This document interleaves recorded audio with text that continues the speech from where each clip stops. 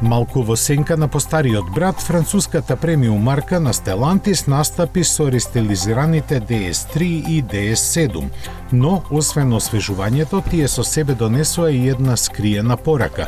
Го изгубија суфиксот crossback во својата ознака, што укажува на посилно свртување на производителот кон кросовер сегментот.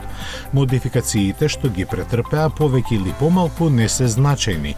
DS7, кој беше покажан уште во јуни, доби нов поагресивен изглед со нови дневни светла и преработен браник. Назад ревидирана е задната врата, а светлата се потенки и поврзани со тенка црна лента.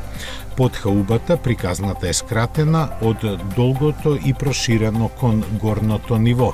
Бензинецот со 180 конски сили исчезна и е додадена плагин хибридна варијанта со двојно повеќе коњи, која користи технологијата од DS9 и Peugeot 508 PS.